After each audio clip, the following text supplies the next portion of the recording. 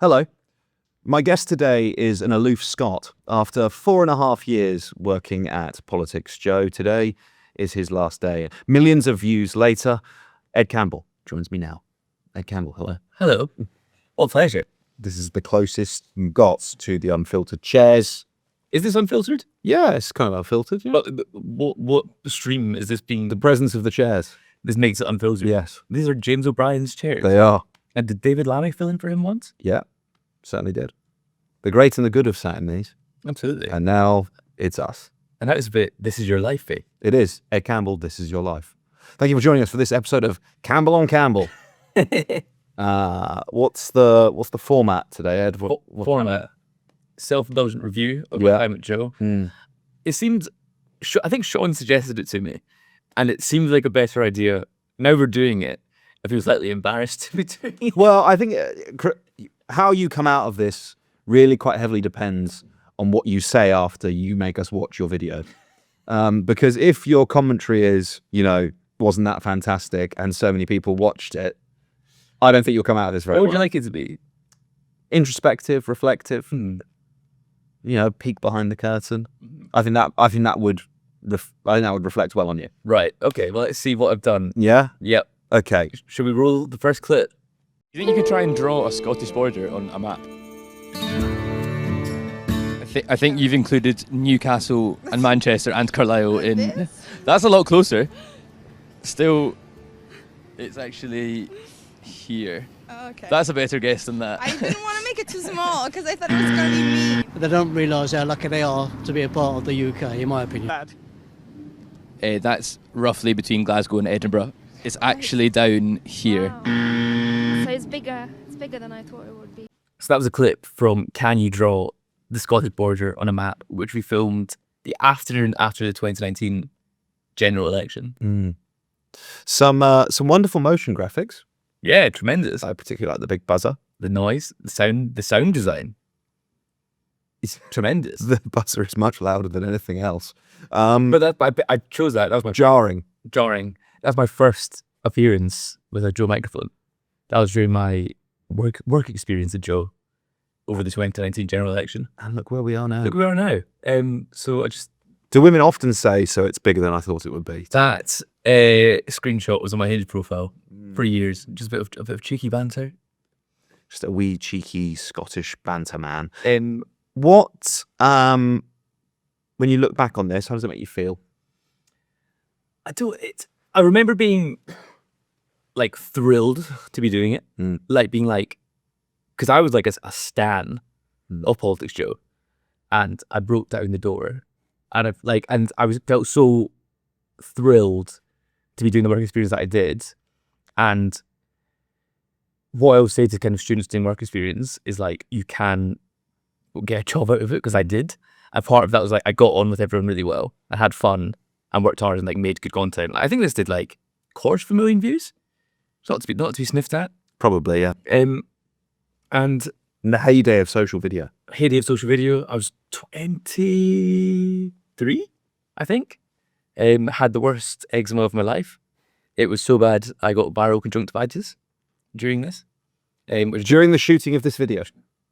When I was in the Joe office for 2 weeks, I had viral conjunctivitis. You didn't tell me that. Well, no, because you'd have sent me home. Yeah. So I was going into the toilets and putting on like really intense, like it was like an ointment onto my eyelids.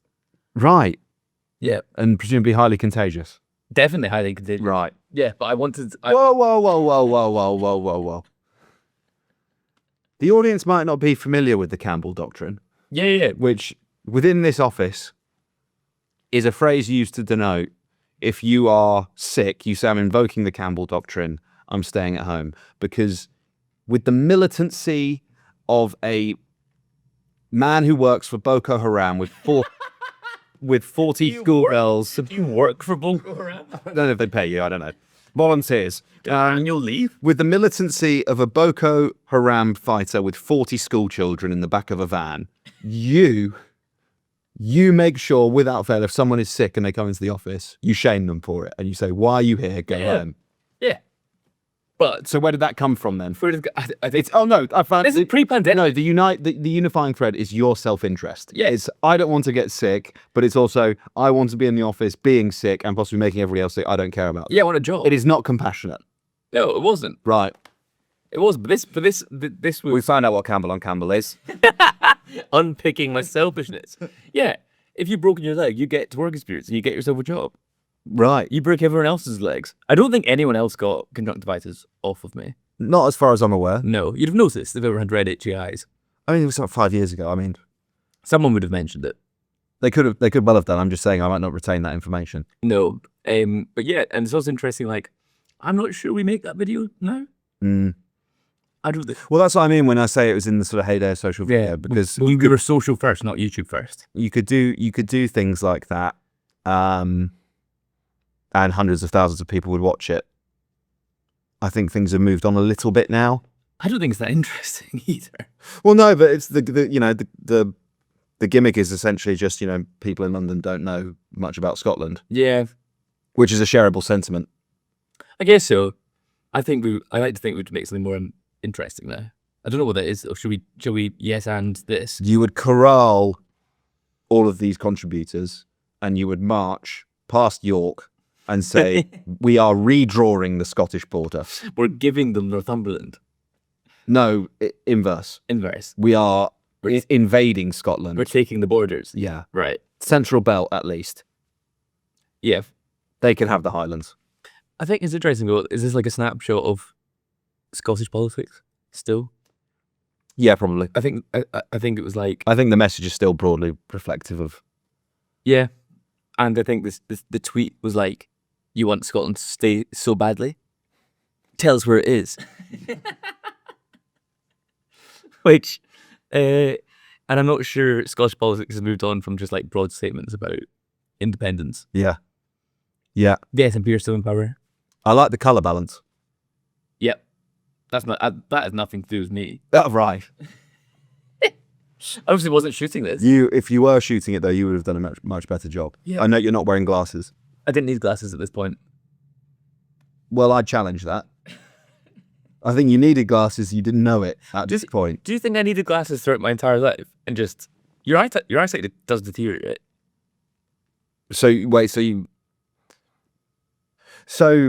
Viewer, Ed comes and does his work experience. He comes and does a trial shift. Several of the shots in the trial shift are a vox pop and are out of focus. It's also a year and a half after the fact. Yeah. Right. So your argument is your eyesight deteriorated in that year and a half. I think it was because I didn't notice. Like, there was a period where I noticed I can't see that bus number. Yeah. And then I quite quickly got my eyes tested.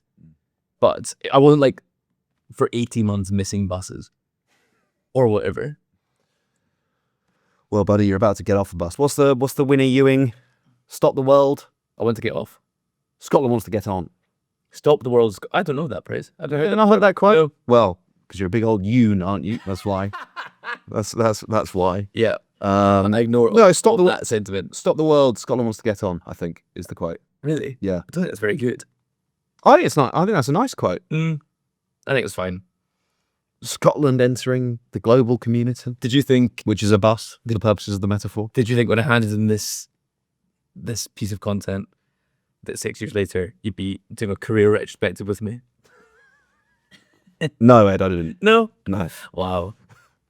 And yet, here we are. And here we are. Should we watch the next one? Yes. Go on, you say it.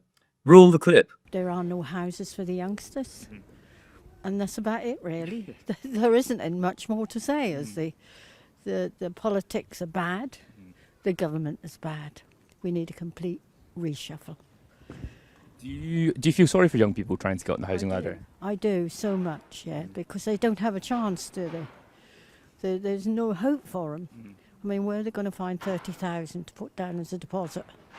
Rents are incredibly high.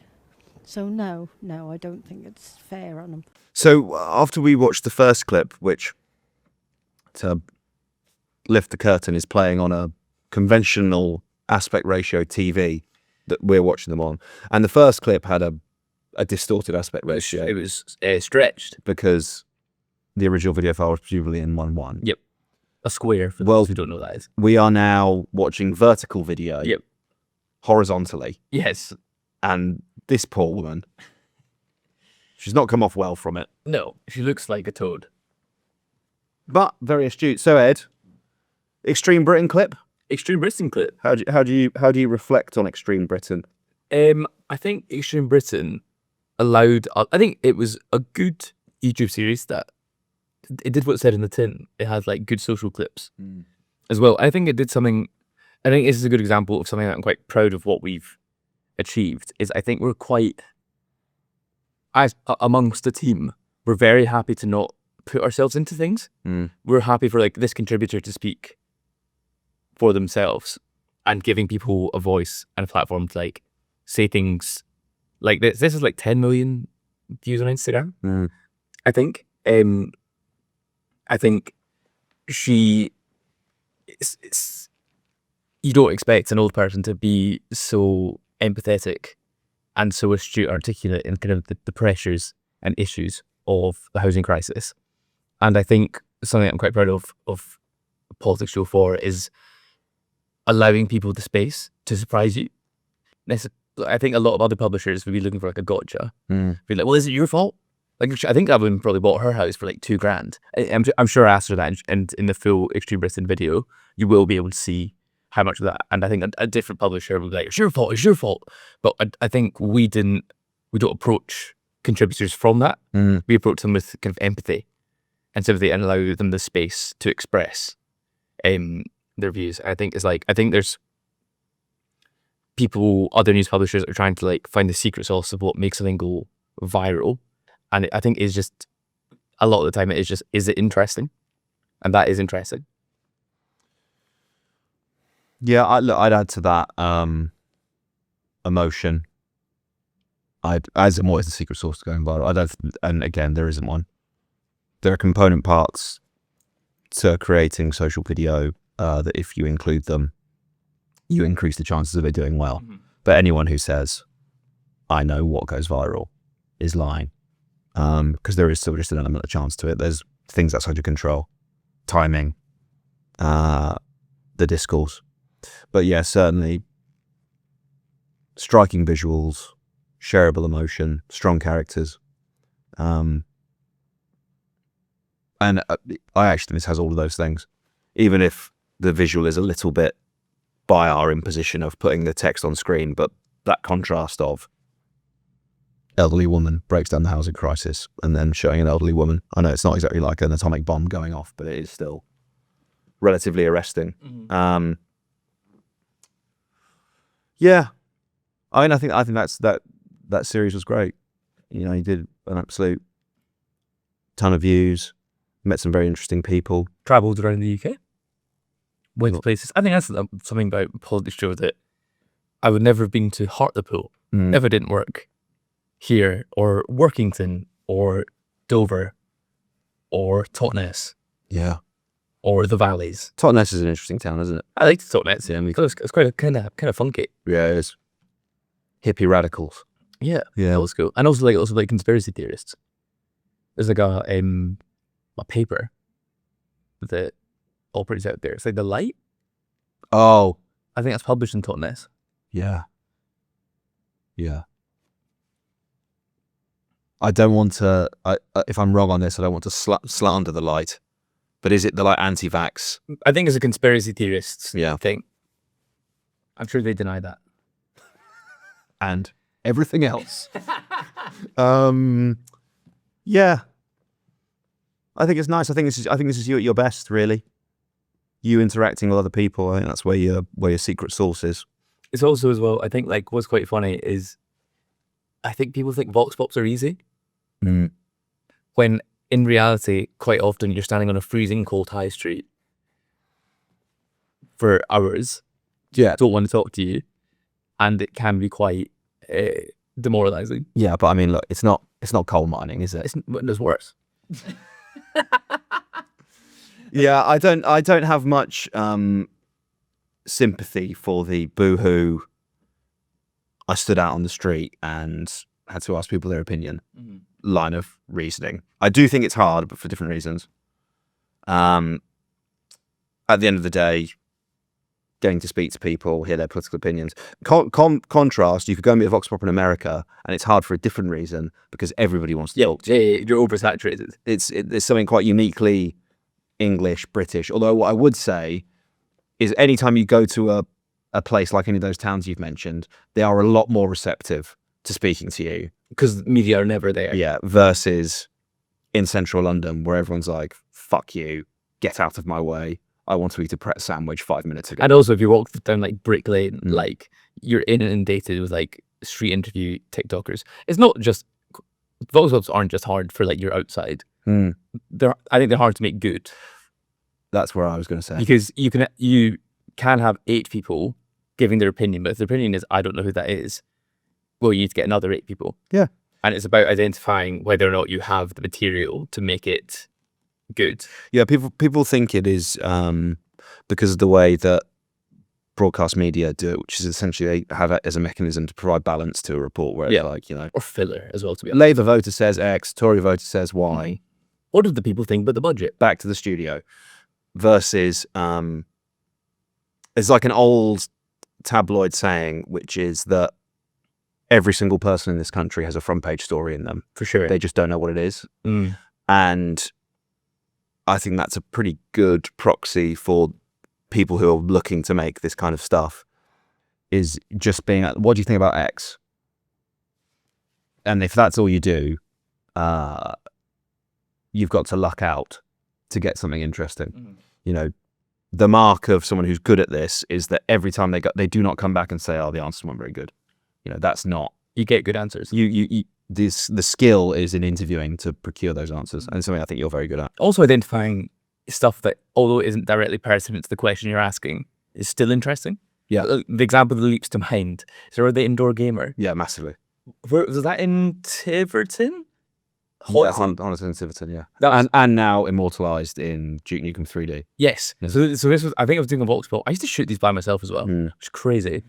I was doing a Vox Pop about the by-election, and the indoor gamer, he was standing with like a half-eaten slice of pizza. Greg's Pizza.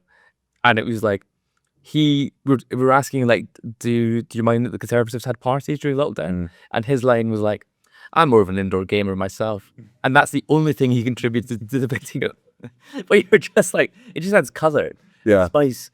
And then there's like, what's the guy's name who does the Duke Nukem 3D stuff? I wish I could credit him, but yeah. He immortalised him. He is building like Britain in Duke Nukem 3D and immortalised the 3D gamer.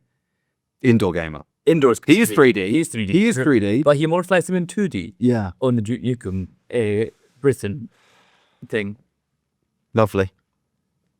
Should we have another clip? Yes. You should deploy it. I want you to be the one that says roll the clip. Roll clip. Politicians, they're just,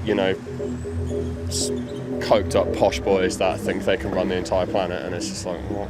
Did you vote to leave? Yes. Are you happy with how Brexit has gone? No. If you want to come and work in our country and we need you, come. If you don't, if you're here for a payment holiday and benefits, then don't come. I don't know if you know this, but Boston had the highest proportion of Leave voters in the UK. Okay. Does that surprise you? Not really, no, to be honest. Would you want to go back into the EU? Absolutely, yeah. I didn't really want to come out. I'm very much a Europhile anyway. It was only my ex-wife. And the idea that Turkey would come into the EU and then we'd be loused out with thousands of Turks. I got no problem with Turkish people. I love Turkish people. But to have all of my wife's family coming over, oh no. I voted to leave Europe, and I recognise the direction it was going in, and it's authoritarian. So my other half, he's a farmer. He wanted to remain because there was lots of gifts available to farmers in terms of subsidies. I'm a business owner and I wanted to leave. I wanted to take back control of immigration. And actually, ironically, neither of us voted. We were lying in a field in Glastonbury. And we had this conversation that he was one way and I was the other, and therefore we cancelled each other out. So therefore it was okay that we hadn't voted because we were lying in a field in Glastonbury. So but that's where we are on that situation. This guy, this is all time for the viewer. This is the man who wanted voted to leave because he wanted his ex-wife's family to stay in Turkey. All-time Vox Pop contributor. Yeah. That guy. So that's the intro to asking the most Brexit place in Britain if they regret it. Yeah. I think it's my biggest video ever. Well, with you as presenter, because you fed into the NHS Vox Pop we did. Yes, on your I did, work I did. experience, which But- none of us have topped. As a gainfully employed, Yes. that, like, even just watching that first minute, that is stars aligning. That is class. That is every single person you spoke to. You're straying into coming out of this badly now. You're gassing yourself up. No, I'm not gassing myself up. I think it's luck. Do you? Like, Oh, what, the quality of the contributors? Yes, yeah, 100%. I had very little to do with that. Like, I didn't ask that man to say that. No. I didn't ask that councillor to say that thing about Glastonbury. Yeah. But it was just like, Yeah. everything was aligning. Your man with the face tattoos for me. Unreal. When I was saying striking visuals, that's what I'm talking about. Yeah. And it's such like I think it did so well because it's Brexit. We published this 2 years ago. Yeah. And Brexit was more present than it is now politically, and it is just very interesting. I think all the it's like you say, everyone had a front page story. Everyone there said something really interesting. Yeah. Big time. Also, your favourite place?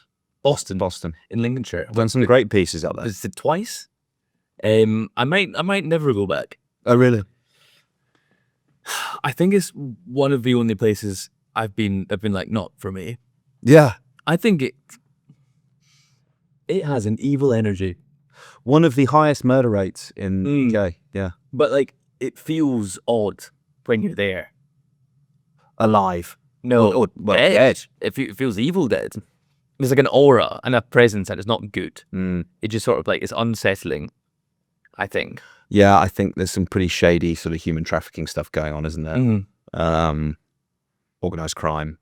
And, some very fertile arable land as well. Absolutely. And are those two things linked? Who could say? Could possibly say. Who could say? Possibly say who's using the human traffic. But I think it's like Quite strong for a Tory councillor to be like, I didn't vote. crazy. Yeah. Yeah. No, it's absolutely. I think admitting that is publicly into a microphone is like mental. Well then, I'll gas you up, Ed. Because I don't think people offer that type of information if they don't feel safe. True. Yeah. You have to give them the license to talk like that. I think that is. Okay. Yeah, I would gas myself up there. I think I'm good at making people relax.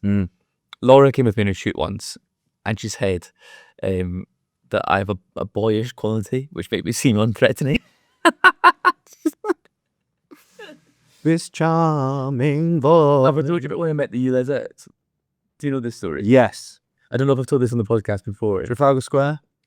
Yes, it was like a ULEZ protest. And I'd seen that there was like a ULEZ choir where they sang covers of songs about Sadiq Khan and ULEZ. One of them was like, "What do you think you're doing, Mr. Hitler?" And it was about Sadiq Khan, which is crazy. But I saw these women. I was like, okay, well, I would love an interview with these women. And they were looking they looked quite stern. And they didn't look terribly welcoming. And I had a split second that was like, right, how do I make these middle-aged women like me? And I went over to those like, excuse me, are you the famous ULEZ? They all went, yes! And they spoke to me for 10 minutes. And then up to the end of that video, it'd be funny if I sang with them. Yeah.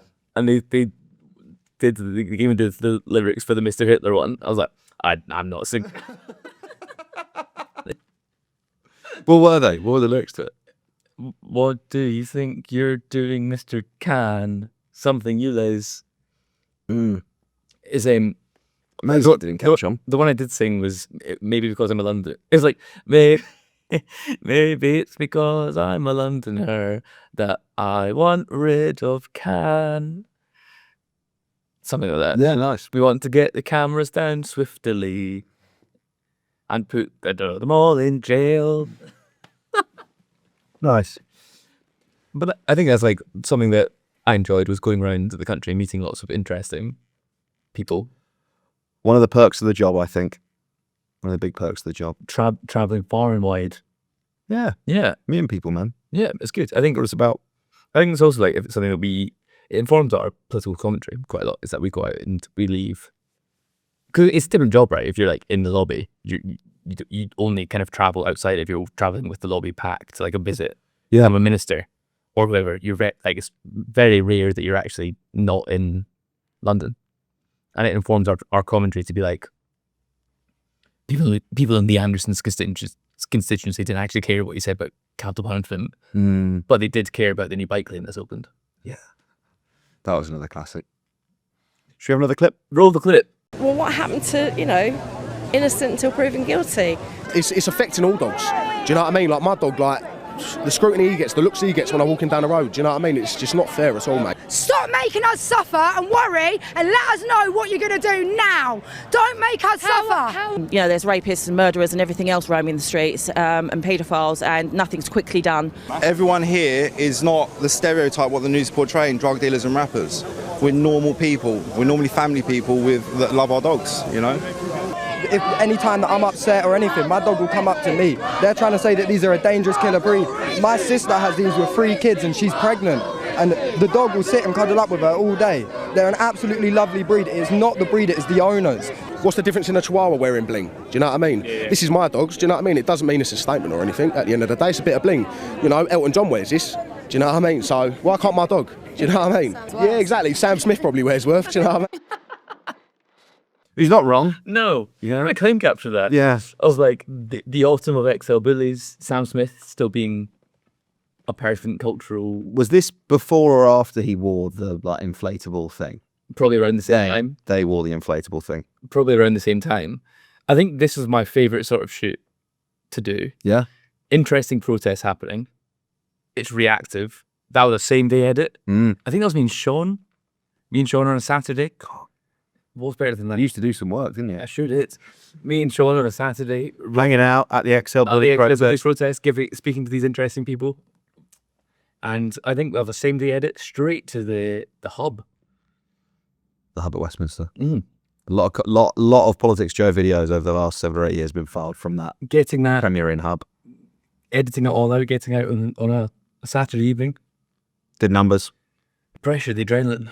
Would you describe this as a sympathetic edit? I actually would, yeah. I think people are voicing their concerns. I think there's elements of comedy in it, but I don't. I think it is. Yeah, there might be some elements of comedy in it. But they were saying funny things. It's not a statement with the toothed, the serrated collar. Yeah, but he was given space to speak. Yeah, of course he was. Everyone was given space. Yeah. The reason I asked the question is because this video did ignite the discourse. There was a lot of chat about it, and there was some criticism that sort of implied that these people were having the piss taken out of them. Now, they were having the piss taken out of them by other people sharing it and talking about them. But I guess the reason I'm asking the question is whether or not you think, are you taking the piss out of them? I don't think I am, to be honest. With this video? I think, you're giving them, you're never there to make fun of, if I was there to make fun of them, I would be making fun of them in person. But it was a hot political issue. The XL Bully discourse was absolutely insane for 2 or 3 months. And then, did we kill them all? What did we do? License them? Banned them? We castrated them. Yeah. And you castrated them. You need a license to breed them, I think. And they have to put a muzzle on them. Yeah. To have them out in public. Because several people were killed. Yes. Yeah. And mauled. And there are many more were mauled. 60 kilos of pure muscle with sharp fangs. I think it's something that does kind of, you do consider it, right? If being when you see everyone being a colossal knobheads to people that you had a really pleasant interaction with, it do feel guilty, slightly, to be but they've. Is that why you wanted to include this and talk about it? I thought it was 2 things. I think it's I think it's a good video, and that was the sort of thing I loved doing. If it wasn't that, it was you and I went to a anti-vax rally at some point. I think there's what else to do? the big Palestine March on the same day as the protests. I think like that's sort of stuff I loved. Do more so actually than like the box and stuff. Like the reactive stuff I really liked doing. Like when I went to Downing Street on the day Russia invaded Ukraine and interviewed all the Ukrainians protesting. I think that's what like I really liked doing, like capturing that. I like the atmosphere. That was one reason. And then also like I think the second part of that is like a video like this is we exist to make internet content, right? And we can't control how it is consumed or received, actually to our detriment as well a lot of the time, because you can't control people's reaction. Yeah. No, you absolutely can't. You absolutely can't. It's out of your control. Yeah, great video. Interesting people. People might not have twigged, but that was a child holding a poster of Rishi Sunak as Hitler. Yeah, that was absolutely insane. That's crazy. I mean, we blurred out her face. I think, yeah, rightly so. Rightly so, but like her parents were like, yeah. Hold up higher, darling. There's a real tendency, isn't there? Then someone must have coined a phrase for this, but just like calling your political opponents Hitler. Yeah, like, it diminishes Hitler, doesn't it? I think it probably cheapens the comparison. Yeah. This is as bad as what Hitler did. It's just not. It's asking you to pay 20 quid for your polluting car to drive to the city of London. Yeah. Yeah, I think it's asking your dog not to kill people in the street. It's like calling your opponent a pedo. There's very little you can do after being accused of being Hitler. I think we'll call the pedo one Goodall's theorem because of that meme. You know, where the far right thing is like both sides are pedophiles. Yeah, that is an absolute. That's a winner. That is good. That is good stuff. Yeah, I think you used to do stuff like this. I did. I learned a lot of my stuff from filming your stuff before I was. Yeah, we used to be a little twosome, didn't we? We did. That's the PoliticsJOE team used to be just you and I. It's a wonder. It's a wonder how Keir Starmer ended up being called a cunt. And then the kind of way it worked was if you were on holiday, I would step in front of the camera and someone else would shoot it. Yeah, look, I used to be out a lot more than I am now. And I mean, recently I'm just a studio baby. I used to really enjoy, I still do really enjoy that side of things. I guess it's like a decision you have to kind of make. Really, is that it's difficult to do a job of feeding back on people's edits, informing the tone of voice on social media, posting things on social media, managing people, thinking about strategy. It's very hard to do that. From the Excel bully. From the Excel bully process. Yeah. You've got other priorities there. You know, and as you all know yourself, going out and doing, I mean, this is relatively light lift. I mean, I've no doubt it'll have been a long day, but you are on your feet, but you're in central London versus some of that stuff when, you know, we'd go up to Scotland or, I mean, I've reported all over like Middle East, America, Ireland. It wipes you out. Yeah. Like it's, and that's not to say, you know, I don't want to do it, but it's insanely tiring. And so the idea that you can do that and be in a more senior position in the team is hard. It's really hard. Is there any standout shoots from when it was you and I? For you?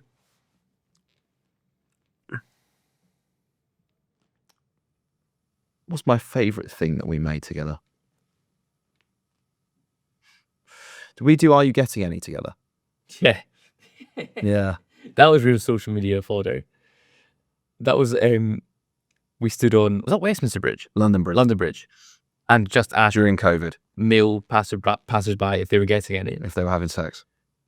With an extendable microphone. It was like 3 minutes of just that. Yeah. Is that good? I thought it was funny. I think it is funny. I thought it was really funny. But it didn't do like enormous traffic. It did a bit, a couple 100,000, I think. But as much as that? Yeah. Okay, I think...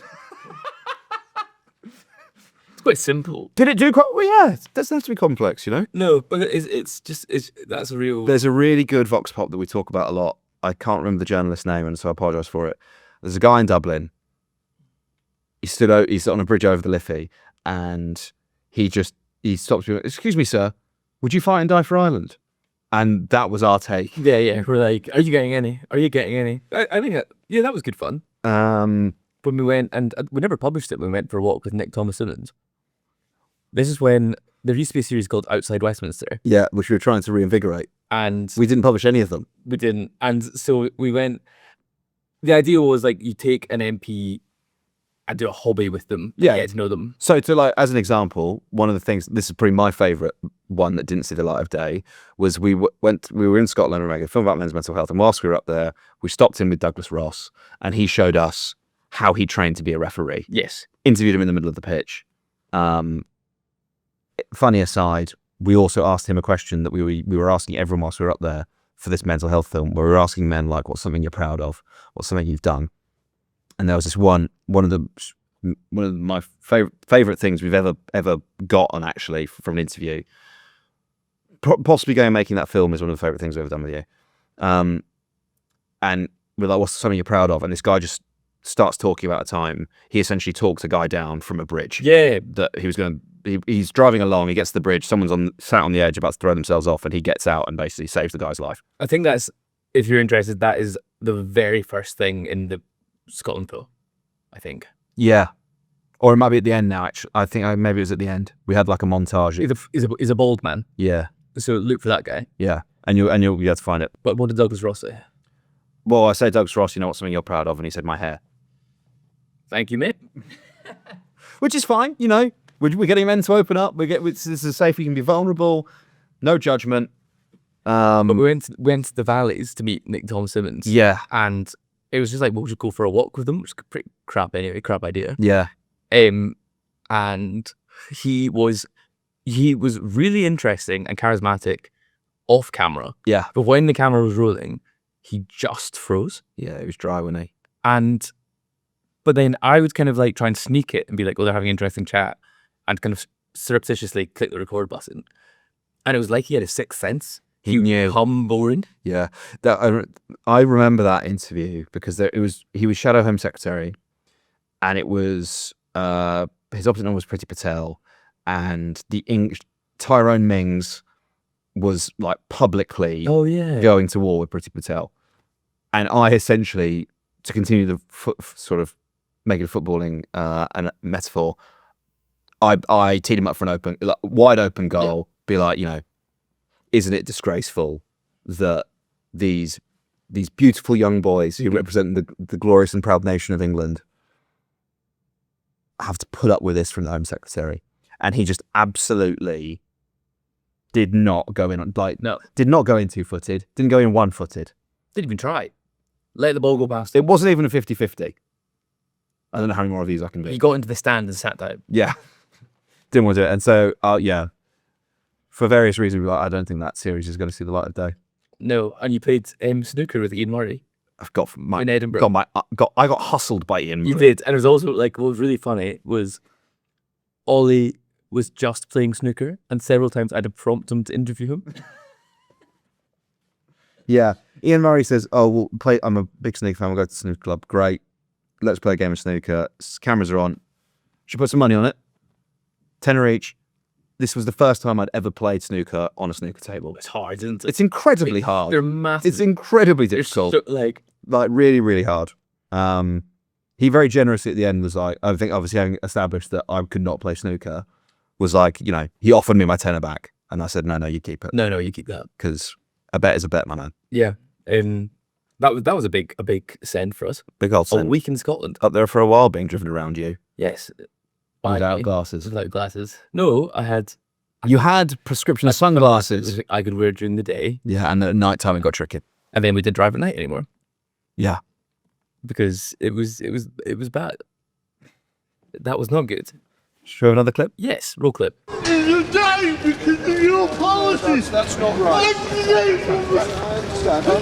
The government has a lot of support to help people with this. Do you realise? If you have a particular issue, do contact your local. Contact your local MP. I would encourage you. You punish us. We really don't. I've got a degree. I'm a youth worker. You took my job off me. Then you made me. I had an assessment. I've got cerebral palsy. I've got a degree in youth work. The Tories took my job off me. Then at the age of 42, I had to prove that I've got cerebral palsy. And you're saying people get jobs. Your party shut my job down. You got rid of us. You're a disgrace. I'm sorry you think that. But the government's trying to provide as much support as possible Rubbish. for disabled You people. took my job off me. Sorry, Jacob, are you an Eastern millionaire who doesn't care about disabled people?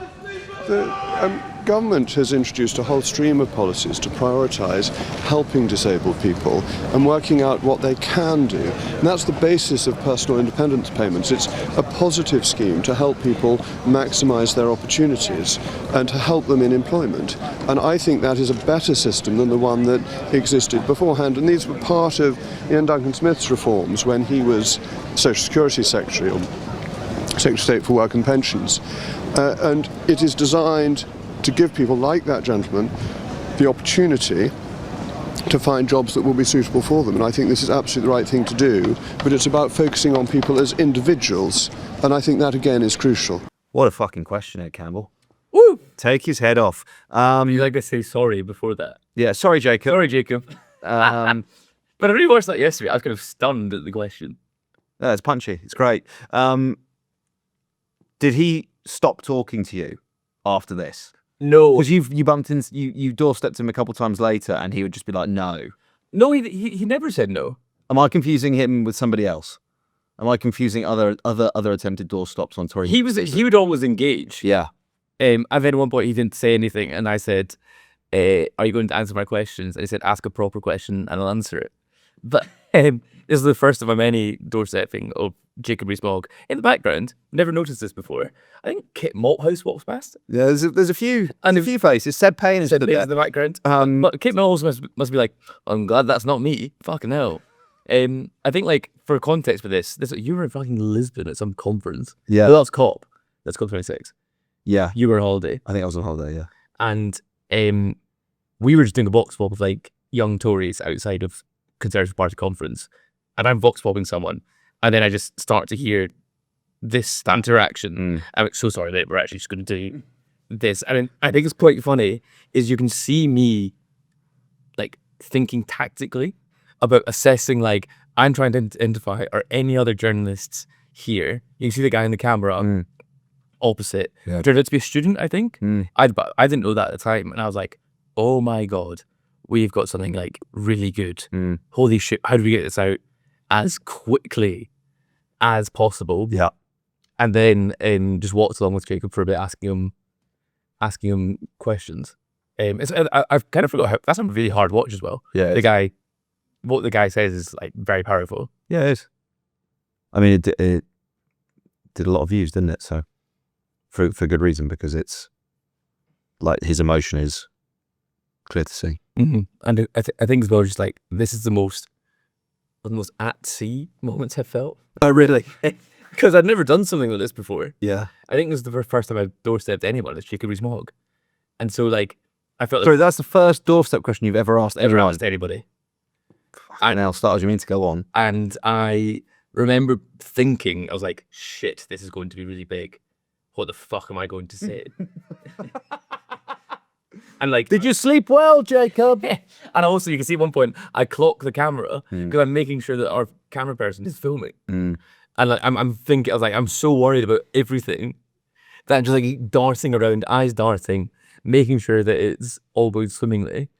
I remember phoning our editor at the time and be like, I think we've got something really, really big. Can I just publish it? And she was like, what is it? I was like, trust me. You've just got to trust me. No. Tell me what it is. Do you ever? Do you often, or have you felt like that since? Nothing leaps to mind. I think that was the biggest. That was a steep learning curve. Yeah. I think since then it's been like, well, it's not that. It's never been as hard as that.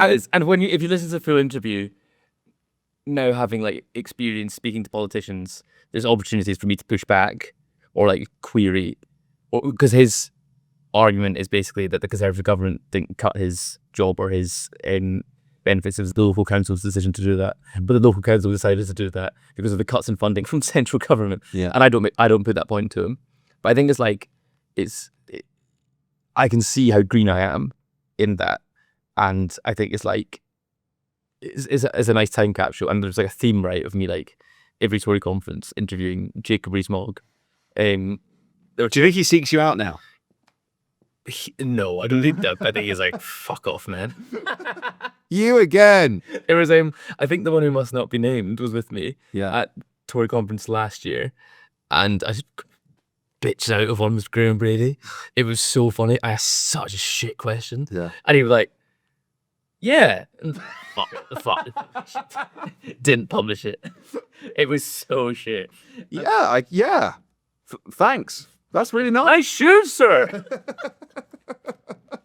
Looking slim, Graham. Oh man.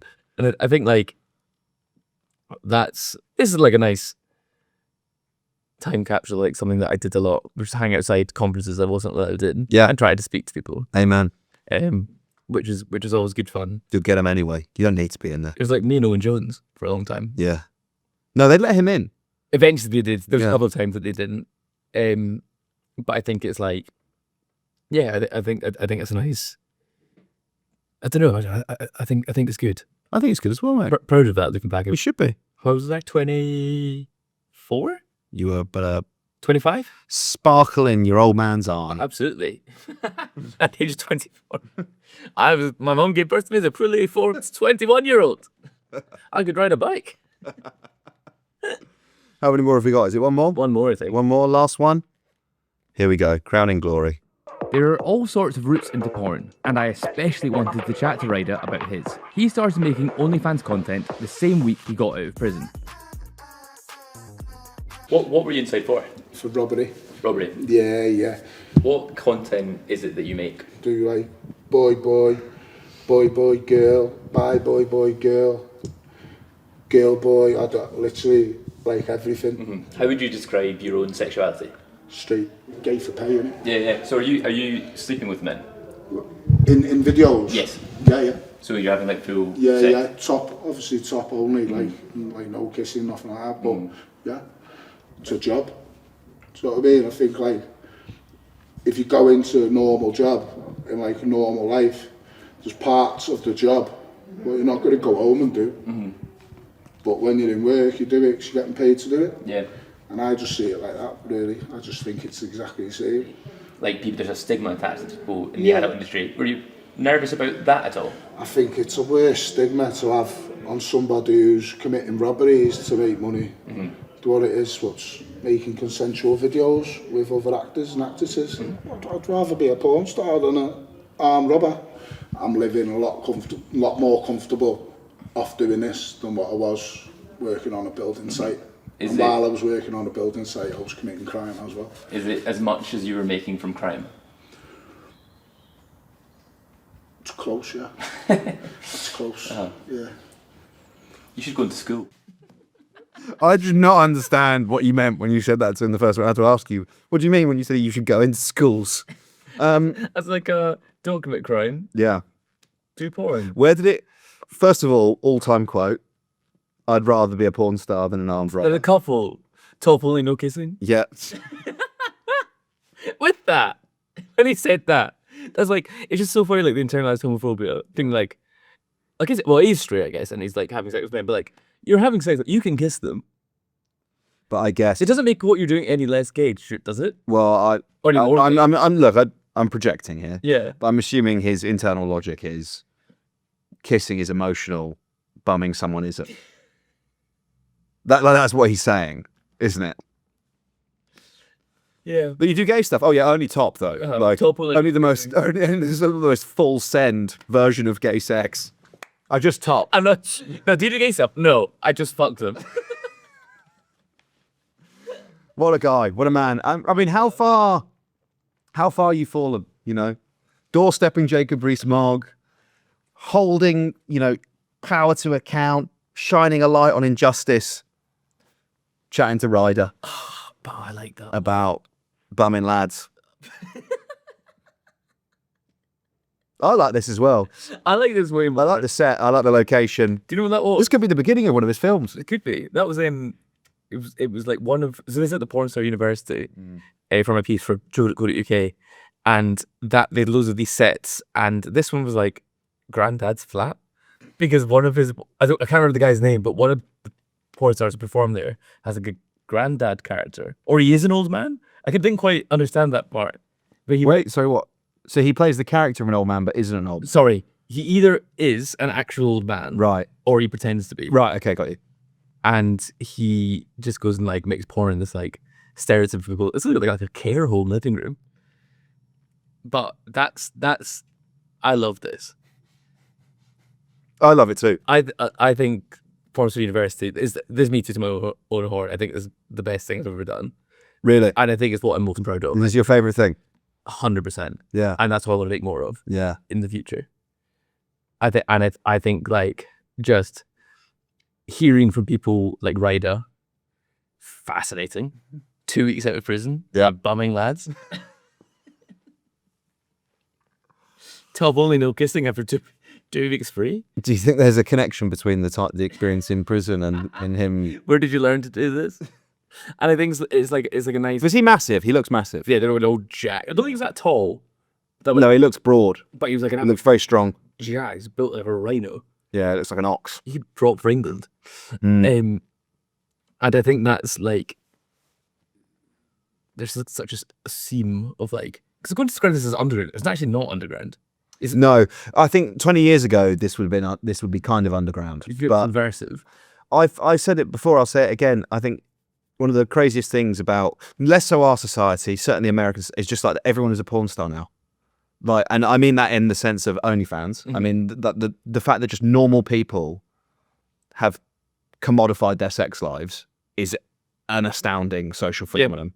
Or also, actually, you could take it one step further, and like the stuff that a lot of people post on Instagram is not a million miles away from what passed as soft porn like 10, 15 years ago. Like if you think about like a lads mag photo shoot, obviously there's no nipples on Insta, but they're not a million miles away. No. You know? Then also think about how people interact on dating apps.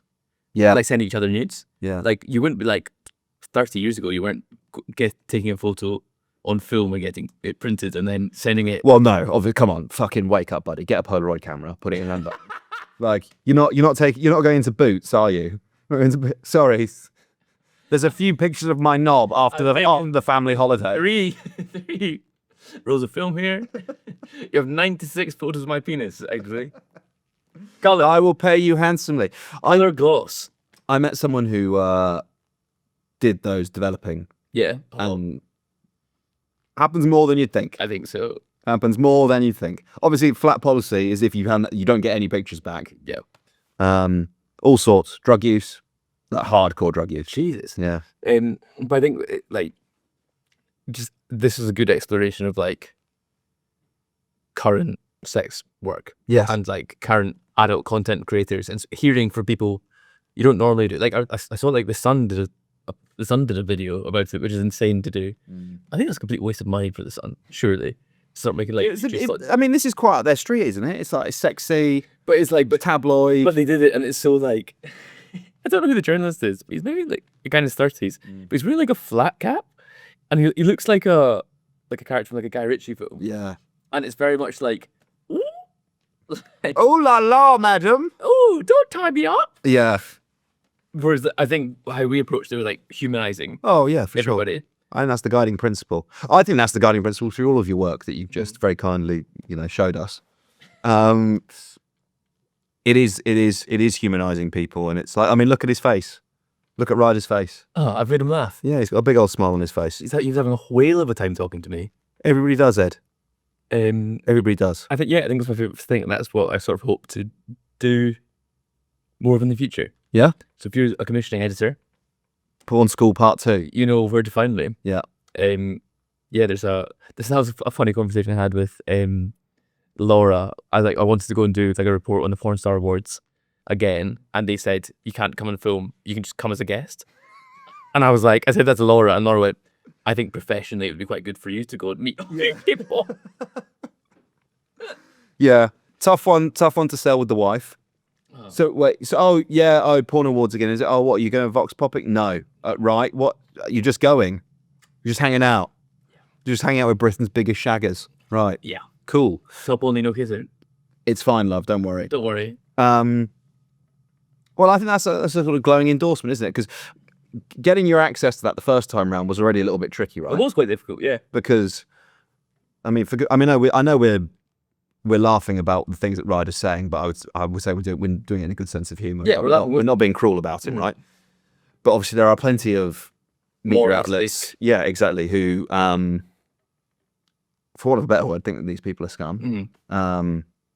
And not only did you secure access to going to the Snap Awards and filming and interviewing all these fascinating, brilliant, wonderful people, they then just invited you back as a guest the next year. Not for the purposes of creating content. It's what you want from your reporting, I guess. It's like a larger social network. Yeah, maybe, is there actually something that's completely anything that like your journalism is meant to make you hated and feared by the people that you subject to interrogation, and in actual fact, everyone just comes away from it really liking you. You know, that's what like our complaint with like lobby journalism is like they're too close to the parties and too close to the porn stars. Yeah. Someone's got to do something about this. I've lost my objectivity. He's too close. Well, look, man, I'm really excited about what you do next. Thank you. Like, I really am. Thank you. I can't wait to see it. You've been a real one. It's been a pleasure to work with you. It's been a pleasure to work with you. I think it's obviously, it goes without saying, but I'd like to say it, is that I wouldn't be able to do anything without initially your support of Ava, Sean, Laura, Ben. Yeah. One who must not be named. Yeah. Andrea. Everyone who's worked with your past and present production team. Every single shooter that I've worked with has been like, I don't know, like, looking back at me in 2019, to think that I'd be here now is wild, and very grateful that I got to do it. And it's thanks to them as well. Mate, I'm super grateful for you having done it, for you having stayed here. I'm amazed that we were able to keep hold of you over that period of time. I think you're so talented. And you will be missed. You will be missed. I'm not the only person that thinks that, you know. Our other colleagues will as well. So thank you from the bottom of my heart. It's been a privilege. And it's been a privilege, like, even just looking back now, seeing like the degree of personal growth and kind of like how you've developed as a journalist. I just think you're so impressive. So do not go gentle into that good night. Rage. Against the dying of the light. Like a summer's day? Yes. Compare you. No, draw me like one of your French girls. Shall I compel you through? What's the one about lying on a surgeon's table? Did they lies out before? Go then, you and I, as the evening is spread out against the sky, let a patient etherized upon a table. Let us wander, you and me, through certain part-deserted streets, the wandering retreats. Goodness, mate. Fucking hell. Bloody hell. Shagger? Yeah. Did you hear that? Does he bloody voice? He's not the one who won't be named. He's Shagger now, isn't he? Yeah. Sonnets off the top of the bonds. We've been very nice about me. Is there any massive cock up that I've done that you like to talk about? The first thing that comes to my mind is, I think, was it the first time, were you trying to do Are You Getting Any by yourself? Oh, yeah, it was. And you were on London Bridge, it was windy, and you had the camera on a tripod, and you're interviewing people, and either someone or the wind, like, knocked the camera over and just brained one of the cameras. Yeah. May I? No. I know what you're going to say, and no, you can't. I'd like to defend myself. So I was thinking. Wait. Just I'll let you say it. But when you said, "Are there any cock-ups you'd like to raise?" Did you intend to proactively then defend yourself and attack me, or do you think No, I'm not attacking you. the one I'm raising is so egregious that there's another side of the story that has to be told? It's circumstantial in that I was hired as a videographer, despite not. And also, sorry, the tripod I'd taken was in the unmarked broken tripod pile, which no one told me about. It was just tripods. I thought that's where we kept the tripods. No, I don't think there've been any of that major cock-ups, to be honest with you. You're a standout guy. Thank you. Give him a job, someone. I shot a lot of stuff out of focus. Yeah. But I think I find that funny more than anything else. Yeah, not at the time. You weren't happy. No. I think as you've mellowed with fatherhood, yeah, I realise there are things more important where they're not videos in focus. Yeah. Hindsight's a balm. Yeah. Well, this is it. Well done. Thank you for my self-indulgent Absolutely no, it wasn't at all. Ed Campbell, that was your life. That was my life.